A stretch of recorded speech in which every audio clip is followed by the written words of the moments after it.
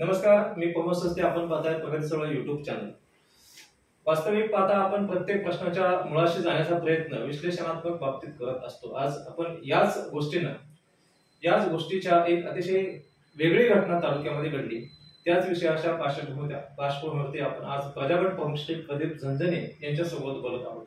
नमस्कार सर. नमस्कार. आपल्या प्रगती चळवळ युट्यूब चॅनल मध्ये दर्शकांच्या वतीने मी तुमचं स्वागत करतो. धन्यवाद.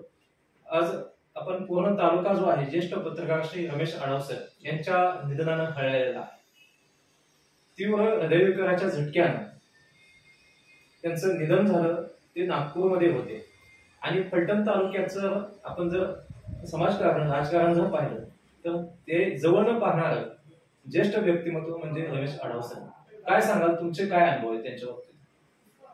आढाव सर एक ज्येष्ठ फलटण तालुक्यातील ज्येष्ठ पत्रकार होते, विचारवंत होते आणि आमच्या नेहमी त्यांच्या ऑफिसला असेल, माझ्या ऑफिसला असेल, इथं नेहमी आमच्या बैठका व्हायच्या, चर्चा व्हायची, विविध विषयावर चर्चा व्हायची. त्यांचं निधन होण्या अगोदर 2 दिवसापूर्वी तुम्ही होता तिथं. त्यांच्या ऑफिसला तुम्ही, मी आणि आढाव सर होते आणि दुसरा अजून एक बापूराव ना, गायकवाड नाव होतं त्यांचं, पत्रकार आहे. बापू गायकवाडच गायकवाडच लक्षात आहे. हा, असे आम्ही 4 जण होतो. पाऊण तास जवळपास आम्ही सरांशी गप्पा मारल्या. खूप खेळीमेळीच्या वातावरणात सर्व विषयावर चर्चा.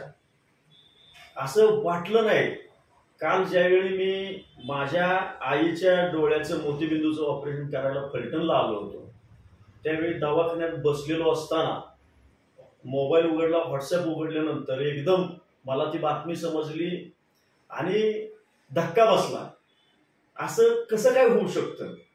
म्हणजे माणूस काल आपल्याबरोबर बोलतोय आणि लगेच असं 2 दिवसात असं घडतं. ही गोष्ट अविश्वसनीय आहे. आणि निश्चितपणे जो व्यक्ती काल परवा आपल्याशी बोलत होता, आम्हाला मार्गदर्शन करत होते जे व्यक्ती, तीच व्यक्ती जर आज काळाच्या पडद्याआड होत असेल तर निश्चितपणे ती बात आमच्यासाठी अविश्वसनीय होती. सरांचं काम तालुक्यासाठी असेल, समाजासाठी असेल, सर्व बहुजन समाजासाठी असेल, चांगलं कार्य होतं आणि अहंकार कधी मनात नव्हता त्यांच्या. एकदम कोणी आलं तरी सर्वांशी जसा असेल, लहान थोर मोठा, त्याप्रमाणे त्यांची चर्चा असायची सर्वांच्या बरोबर.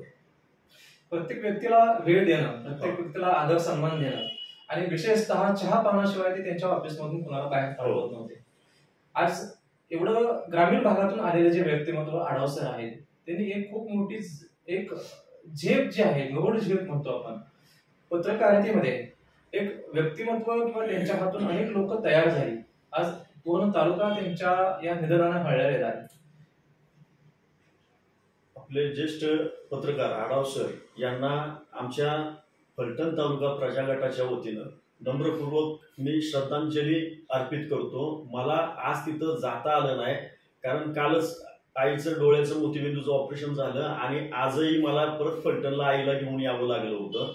त्याच्या डोळ्यावरच्या पट्ट्या काढायच्या होत्या, औषध, त्यांचे काय बाकीची ट्रीटमेंट असेल ती सगळे ऐकायची होती मला.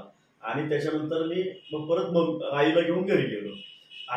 त्यामुळं मला तिथं जाता आलं नाही. परंतु मी त्या कुटुंबाचं जाऊन 100% भेट घेणार आहे, यात काही शंका नाही. मी त्या कुटुंबाबरोबर त्यांच्या दुःखात सहभागी आहे, 100% आहे. आपण भावपूर्ण श्रद्धांजली तुम्ही सुद्धा अर्पण करताय. तालुक्यातनं सर्वच मान्यवरांनी भावपूर्ण श्रद्धांजली अर्पण केली आहे. त्यांच्या कुटुंबियांच्या या दुःखामध्ये प्रगती चळवळ युट्यूब चॅनल जो परिवार आहे तोही निश्चितपणे आहेच. मलाही काही कारणास्तव सकाळी आज तिकडे जाता आलं नाही, परंतु एक मनापासून एक खेद निश्चितपणे या चॅनलवरती मी व्यक्त करतोय आणि त्यांना मी सुद्धा भावपूर्ण श्रद्धांजली अर्पण करतोय.